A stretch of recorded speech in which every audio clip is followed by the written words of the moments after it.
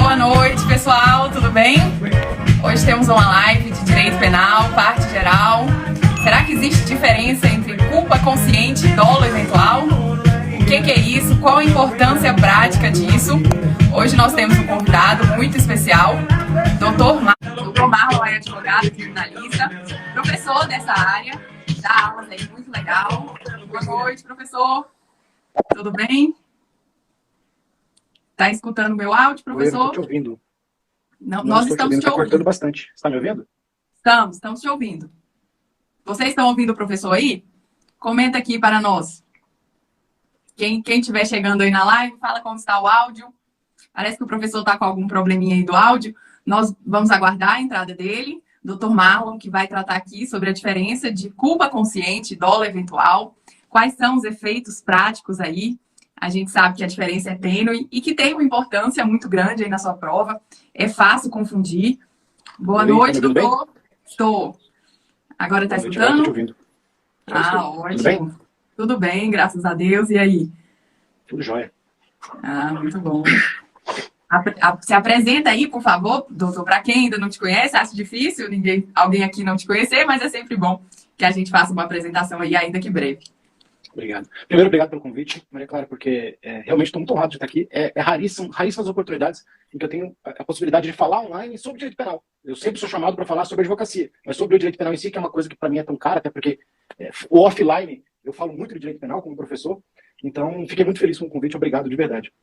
Em relação à apresentação, meu nome é Marlon Ricardo, eu sou advogado criminalista e professor de direito penal. Atualmente, professor de direito penal aqui na Universidade Federal de Mato Grosso do Sul, mas já estou saindo e vou permanecer como professor de direito penal apenas na questão online. Mas gosto demais da matéria, não consigo ficar sem dar aula, eu sou apaixonado pela docência. Então, se eu não vou estar dando aula presencial, pode ter certeza que eu vou dar um jeito de estar dando aula aqui dentro do online. Muito bom. Não, o professor também tem um canal no YouTube aí, com vários vídeos, muito legal, muito interessante. Hoje nós vamos tratar de um tema que eu acho super relevante, a diferença aí de culpa consciente, dolo eventual. Às vezes a gente fica no caso concreto, uma linha bem tênue. E eu gostaria que, se possível, você começasse dando ali um resuminho nas espécies de culpa, até para ser mais fácil a compreensão dessa diferenciação. Tá, pode deixar. Então, para a gente entrar no mérito da situação, primeiro a gente tem que diferenciar, né? A gente tem ali o artigo 18 do Código Penal que fala de dolo e de culpa.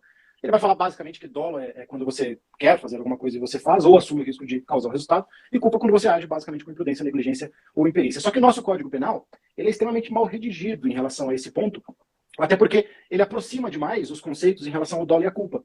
Porque quando você assume o risco de produzir um resultado, que é o que o Código Penal coloca como se dolo eventual fosse, você, na verdade, dentro do homicídio culposo, você também está assumindo o risco de causar um resultado. Se você, vamos pegar o exemplo mais corriqueiro em relação a essa diferenciação, que é o dolo eventual e culpa consciente, é o trânsito. Se você está dirigindo em alta velocidade, automaticamente você também está assumindo o risco de causar um resultado. Então não basta que você assuma esse risco de causar um resultado para que seja dolo eventual. O nosso Código Penal civil é extremamente mal redigido e o nosso Código Penal militar é muito bem redigido nesse quesito, porque ele diferencia bem esses elementos, ele explica para você basicamente o que é o dolo. Mas a gente vai ter, dentro da lógica do dolo, então, dolo, eu costumo dizer para todos os acadêmicos por onde eu passo que dolo é a palavra mais importante do direito penal, que quando você consegue identificar o dolo relacionado a um ato, você muitas vezes consegue eliminar quase todos os problemas que você tem. Erro de tipo, erro de previsão, às vezes alguma circunstância de... Nossa, Siri querendo atrapalhar a gente aqui. Alguma circunstância de identificação de tipo penal, de saber se é aquele tipo mesmo, se não é, se vai ter uma escapatória, até mesmo no mundo prático, para o seu cliente. Você identificar o dolo é o primeiro momento. E para você identificar o dolo, você tem que entender o que é esse dolo. Né? Então, o dolo, basicamente, ele vai ser um somatório de consciência e vontade. Então, a pessoa está, primeiro, consciente daquilo que está fazendo. Então, essa consciência não pode ser viciada, por exemplo, por uma doença que vai eliminar esse dolo. Essa consciência tem que existir, tem que ser demonstrada. E vontade. Então eu sei que aquele ato que eu farei vai causar esse resultado e eu quero causar esse resultado, ou pelo menos eu quero andar com esse ato para que o resultado possa vir a acontecer. E por causa dessa diferenciação em relação a você querer o resultado diretamente ou você não querer esse resultado diretamente, esse dolo ele não vai ser um tipo específico sem nenhum tipo de separação. Ele vai ter o dolo direto de primeiro grau, que o dolo direto é esse, consciência e vontade. Mas aí você vai ter um dolo direto de primeiro grau e um dolo direto de segundo grau. O dolo direto de primeiro grau é aquilo que tu está fazendo. Então eu quero matar a fulana. Eu vou lá e mato a fulana. Dolo direto de primeiro grau. Eu tenho consciência e vontade de causar aquele resultado. No dolo direto de segundo grau, apesar de ter a consciência, a minha vontade é de causar um resultado, porém eu aceito um segundo resultado. Então eu sei que vai ter uma consequência necessária daquilo que eu farei, E eu não me importo com relação a ela acontecer ou não. Então, por exemplo, eu vou matar a mesma mulher, só que essa mulher está grávida de 2 meses. Eu sei que ao matar uma mulher grávida de 2 meses, automaticamente ocorrerá também um aborto. Então, eu não quero matar a criança, não é o meu objetivo, não é isso que eu quero. Eu quero matar a mulher. Mas eu sei e eu estou disposto a aceitar essa consequência de que se eu matar essa mulher, essa criança venha a falecer também. Então, a questão da mulher é o dolo direto de primeiro grau e a questão do aborto é o dolo direto de segundo grau. Isso dentro do dolo direto. Mas a gente tem o dolo indireto, que vai ter o dolo de subsequência, que é basicamente quando você aceita mais de um resultado, mas é uma coisa que dependeria muito de um aprofundamento maior, que não dá no nosso espaço aqui, mas existe. E o dolo, outro tipo de dolo direto seria o dolo eventual. Depois, quando a gente entrar na separação, a gente volta para esse ponto. Sim. E a culpa? E na culpa, eu estou falando de uma circunstância em que, em regra, eu não detenho a consciência, tampouco a vontade, porque senão seria dolo. Então eu não detenho a consciência, eu não tenho consciência de que o que eu vou fazer vai causar aquilo. Tampouco a vontade de causar aquilo. Porém, eu deixo de tomar algum tipo de cuidado, e esse tipo de cuidado que eu deixo de tomar e que eu deveria ter tomado naquele caso concreto, ele gera um resultado. E esse deixar de tomar um tipo de cuidado, ele basicamente, para o direito brasileiro, para o direito internacional, quando você vai comparar com o direito italiano, o direito europeu como um todo, esse conceito de separar a culpa em negligência, imprudência e imperícia já foi para o espaço. É negligência e ponto. Então tudo é uma negligência. Mas no Brasil, nós estamos muito atrasados em relação a isso, nosso Código Penal é dos anos 40, né? No Brasil, nós ainda temos esses 3 tipos de culpa, que na verdade, tecnicamente, eles são todos um tipo de negligência. Mas nós temos a imprudência, a negligência e a imperícia. A imprudência seria quando você deixa de tomar um cuidado, e esse deixar de tomar um cuidado para uma regra vigente faz com que ocorra um resultado lesivo. Por exemplo, ultrapassar um sinal vermelho, andar em alta velocidade. A negligência também é você deixar de tomar um cuidado. Como eu disse, todos eles, na verdade, se você pegar um conceito base de negligência, todos eles são negligência. Mas é o mais abrangente de todos. E quando a gente traz para a doutrina brasileira vai dizer que a negligência depende de um cuidado previsto em alguma normativa. Então, um cuidado obrigatório previsto em alguma normativa. Por exemplo, fazer a manutenção do seu veículo. Então, você não estava em alta velocidade, você não passou o sinal vermelho, você estava com carteira de motorista, tudo certo. Mas você deixou de fazer a manutenção regular no seu veículo e o seu freio falha e você acaba atropelando alguém. E a imperícia é quando você não possui a habilidade para agir daquela forma. E pode ser, não possui a habilidade. Também não nos cabe aprofundar aqui, né? Mas, como eu disse, todos são casos de negligência, mas quando você vai para esse não possui habilidade, tende-se a jogar, e aí a doutrina, e principalmente que você fala bastante, é voltado para o exame da ordem, né? Então, no exame da ordem não se pode aprofundar demais em relação a isso, não vai gerar um tipo de confusão. Então, dentro da imperícia, você não vai mais pela lógica de você não ter sido aprovado ou não ter retirado algo regulamentalmente obrigatório para aquela ação. Por exemplo, eu não tenho carteira de motorista, eu estou dirigindo um carro. Eu não tenho brevet, eu estou pilotando um avião. Eu não tenho CRM, eu estou exercendo a medicina. Então, esses são basicamente os 3 elementos da culpa inconsciente. Porque nós temos também na culpa uma separação, que é a culpa consciente. E aí, quando a gente fala culpa consciente, a gente volta para aquele primeiro elemento. Eu falei para vocês no começo que a culpa inconsciente, ela não tem consciência, tampouco vontade. E no dolo direto, nós temos a consciência e a vontade. Então aqui a gente tem a grande separação. Aqui eles são muito distantes. Quando a gente vem para a culpa consciente e para a questão do dolo eventual, os 2 conceitos se aproximam demais da conta. Já entrei na gíria. Os 2 conceitos se aproximam muito. Porque na culpa consciente, como o próprio nome dela vem a dizer, não tem vontade, mas tem consciência. No dolo eventual, também tem consciência e também não tem vontade. Qual que é a diferença, então, essas 2 situações? Como que você diferencia esses elementos? Em uma situação teórica. E aí vamos puxar de novo para o aspecto OAB, né? Prova de OAB. Professor, só um minutinho. A gente, em direito penal, a gente tem várias classificações, né?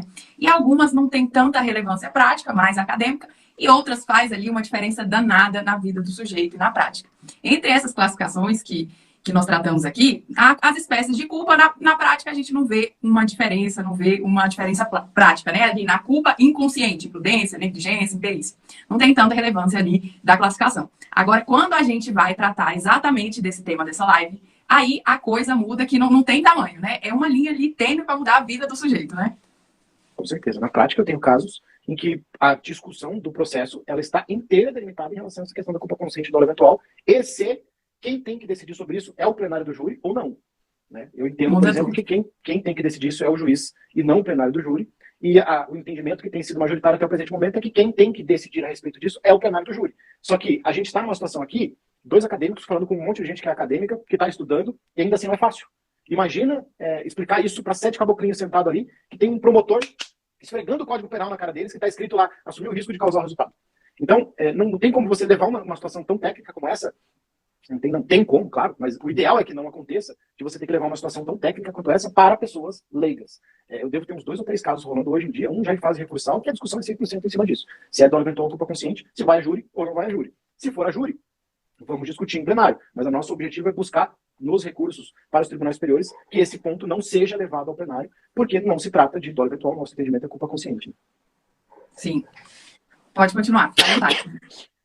Então, para a gente conseguir separar por um viés teórico, e aí, se você me permite, eu posso entrar um pouco na questão de como que isso costuma ser quesitado nas provas da OAB, por exemplo? Pode, por favor, com certeza. Quando a gente pensa numa prova, num exame, esse exame ele tem que deixar para ti muito claro que é uma situação de dolo eventual ou é uma situação de culpa consciente. Então, diferentemente da prática, onde a gente não tem diante de si todos os elementos formadores do dolo eventual ou da culpa consciente, em uma prova de exame de ordem ou qualquer tipo de prova, tem que ter isso muito claro. Porque o que vai diferenciar o dolo eventual da culpa consciente, na verdade? Cortou, né? Teve uma ligação. O acreditar do cliente de que aquele resultado possa vir a acontecer ou não. Em um caso, dolo eventual, o agente, ele tem consciência, porque nos dois ele tem consciência, só que no quesito vontade, no dolo eventual, ele entende aquele resultado como possível e provável, mas ainda assim ele age. Então ele sabe que aquele resultado pode acontecer, na cabeça dele está passando aquilo, e ele acredita que realmente pode acontecer, mas ainda assim ele age. Na culpa consciente, já nós não temos essa circunstância. Na culpa consciente, o agente tem a consciência, porque é um elemento que é parecido, só que na questão da vontade, ele pode até prever o resultado como possível. Então ele pode entender que pode acontecer aquilo, mas ele acredita que não vai acontecer no caso dele. Por causa das habilidades dele, porque ele é um cara muito sortudo, seja lá por qual motivo. Ele acredita fielmente que no caso dele não vai acontecer. Eu costumo pegar um exemplo, posso falar a palavra? Pode, fica à vontade. Eu costumo pegar um exemplo do carro, né? Do carro. Porque duas circunstâncias que uma fotografia externa deixa exatamente iguais, na prática, elas são diferentes. Então, supondo que eu bebesse, e eu bebo, sento no meu carro, ligo o carro e vou dirigir e falo, puta merda, tô meio bêbado. Aquela acordadinha assim, daquela balançada, falo, putz, isso aqui pode dar uma merda no caralho, né? Mas, porra, se der, foda-se, vou embora pra casa, vou dirigindo. Dolo eventual. Agora, se eu mesmo na situação, então fotografia externa, Marlon sentado no volante do seu carro, com as mãos no volante, depois de ter bebido, eu penso a mesma coisa, coloco a chave no carro e falo, puta merda, eu tô bêbado pra caramba, isso aqui pode dar merda. Comigo não vai acontecer. Porra, eu dirijo melhor bêbado do que são. Eu vou embora, eu tô consciente. Por isso que na prática é tão difícil de você colocar essas duas circunstâncias, porque elas são intrínsecas na cabeça do cidadão. E por isso que a jurisprudência do STJ, infelizmente, tem caminhado no sentido de tentar trazer elementos objetivos para isso. E esse elemento objetivo é um somatório. Vira basicamente uma matemática. Então, por exemplo, no trânsito, passou o sinal vermelho, atropelou alguém, culpa. Tava bêbado e passou o sinal vermelho. Pode ser dolo. Tava bêbado em alta velocidade, passou o sinal vermelho, dolo. Dolo, porque 3, 1 mais 1 mais 1 dá 3, 3 igual a dolo eventual. Então, se você pegar alguma questão que envolva a jurisprudência do STJ, você tem que sempre analisar esse critério. Dificilmente, ao meu ver, pode cair uma questão específica de uma coisa assim, que cite a jurisprudência e coloque o dolo eventual como sendo um somatório de atos imprudentes. Ao meu ver, é uma questão que, se cair, ela pode ser passível de anulação com uma certa facilidade. Como que normalmente cai? Mas se cair, você sabe. Somou, deu mais que 2 duas imprudências, igual a um dolo eventual. Como que normalmente cai? Ele vai ter que deixar claro para você no texto da questão, e aí é aquela questão que é gigantesca, né? Que ela é imensa, e você está se perdendo de ler no meio do caminho, e a única coisa que importa para você é o termo, assumir o risco de causar o resultado. Porque isso cai expressamente na questão. Então a questão vai te dizer tudo. O mesmo exemplo, percebam, como que dá para construir uma questão imensa, de novo assim, preferir, dá para construir uma questão imensa com o mesmo exemplo do Marlon bêbado que entra no seu carro, colocando frufruzinho, que eu estava numa festa, eu e minha esposa, e nós bebemos, e o que nós bebemos? E bebemos durante a noite inteira, resolvemos ir para casa, estava de noite, entramos no nosso carro, fui dirigir, e naquele momento pensei, eu estou bêbado, foda-se, ou eu estou bêbado, não vai acontecer comigo. Ou podem colocar um segundo elemento, algo que faça com que a minha cabeça se elucide a respeito da circunstância da possibilidade de ocorrer aquele resultado. Que seria, por exemplo, a minha esposa falando, Marlon, você não está muito bêbado para você dirigir? Porra, vai que dá um problema no trânsito aí, vamos chamar um táxi. Eu falo, chama um táxi, foda-se, vou dirigir.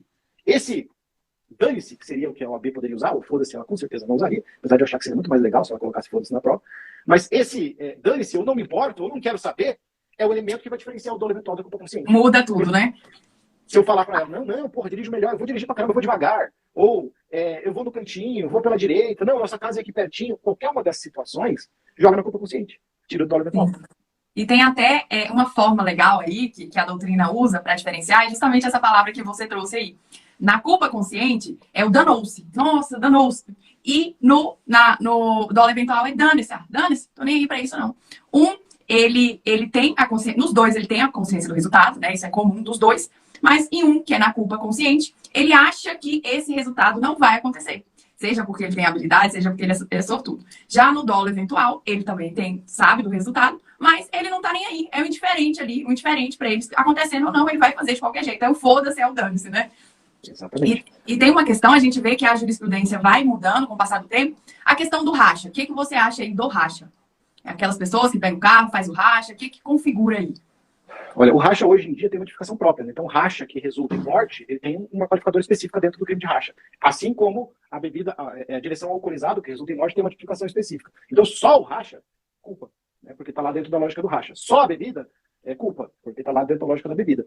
Para você jogar em relação ao dolo, sempre vai ter que ter um algo mais. Então, eu estava bêbado, dando zigue-zague com o farol apagado na contramão. Então, aí você vai colocando esses elementos e exclui só da bebida. Não vem ao caso para a OAB, mas durante a minha carreira, por exemplo, eu comecei a advogar em 2009, a legislação variou horrores. Não existia uma culpa consciente prevista dentro do Código de Trânsito. Era a qualificadora da culpa consciente, ela só transformava de detenção para reclusão. A pena era a mesma. O que gerava uma sensação de impunidade na população, porque via aquele seu ente desfalecido por causa de uma imprudência, de uma bebida, gerava uma questão complicada na população. E foi mudando, voltou. Agora nós temos uma figura lá com uma pena maior, tanto para a questão do racha quanto para a questão da bebida. Então não dá mais para a gente falar que somente uma pessoa que atropelou alguém em racha, ou em alta velocidade, porque racha presume-se alta velocidade, né? A pessoa que atropelou alguém em racha, que seria dolo eventual. Agora, se for racha e ultrapassou o sinal vermelho, já poderia se colocar, jurisprudencialmente, hoje em dia, né? Eu não concordo, mas jurisprudencialmente, poderia se encaixar um dolo eventual. Racha com a bebida, com embriaguez, um dolo eventual. Racha com andar na contramão, por exemplo, um dolo eventual. E aí, fica mais ou menos, principalmente na prática, uma soma. Foi o meu argumento, inclusive, na última sustentação oral que eu fiz a respeito. Não podemos transformar a diferença do dolo eventual e da culpa consciente em matemática. Não é uma soma de 1 mais 1 é igual a 2. Aqui a gente tem que trabalhar com elementos que demonstrem se foi uma brincadeira, se foi uma imprudência, o que foi aquela circunstância. E quando a gente pensa numa prova, numa questão de exame de ordem ou num concurso público, para que o examinador, obrigado, para que o examinador não tenha que fazer resposta a 1 milhão de recursos, porque normalmente é quem faz aquela questão que tem que responder aqueles recursos, vai se deixar o menos de possibilidade de recorrer. E esse menor possibilidade de recorrer vai se deixando muito claro. Às vezes, no termo escrito, assumir o risco de causar um resultado. E aí não tem como escapar, né? Porque aí está igualzinho para o Código Penal. E aí, mesmo certo ou errado aquilo ali em uma lógica mais expansiva, está escrito igual ao Código Penal, não dá nem para você contestar, se você for discutir uma questão como essa. Sim, na questão é bem mais fácil, né, doutor? O difícil que a gente vê é na prática mesmo, né? Com certeza, na prática é bem complicado. Não. Nós estamos chegando ao finalzinho da nossa live. Eu gostaria que, se possível, você deixasse uma mensagem aí para quem vai prestar o exame de ordem domingo e está aí na luta, estudando inclusive penal. Qual é a sua mensagem, sua dica? O que você diz aí para nós? Descanse no sábado. Você estudou até agora e não interessa se você já foi reprovado em algum momento ou não foi reprovado. Toda a prova da OAB é um recomeço, é uma nova oportunidade que você tem de ser aprovado, é uma nova guerra, uma nova batalha que você vai lutar. Trate como uma batalha nova e considere que você já se preparou. Esteja ciente de que você já se preparou. Se você está assistindo isso aqui, é porque você se preparou e você está se preparando. E aqueles que se preparam são agraciados. Aqueles que se preparam têm sorte. A sorte nada mais é do que você estar preparado para aquele momento. E essa preparação, quem está assistindo isso aqui com certeza está fazendo. Então, estejam cientes de que tem gente que reprova na prova da ordem, talvez até mesmo você já tenha reprovado, mas eu não conheço ninguém que tenha se preparado e tenha reprovado na prova da ordem. Então, se você está ciente que você se preparou, vá tranquilo, faça a prova com cuidado e logo, logo, verei vocês como parceiros de advocacia. Muito bom, doutor. Muito obrigada. Agradeço pela participação. Quem está aqui na live e ainda não segue o professor, em cima do meu nome aqui, só clicar, tem o Instagram dele. Tem vários conteúdos aí, várias pilas, vários vídeos maravilhosos. Gosto muito do seu trabalho, professor. Parabéns, continue assim. Muito obrigada por ter aceito o convite e me coloco aqui à disposição para o que for preciso.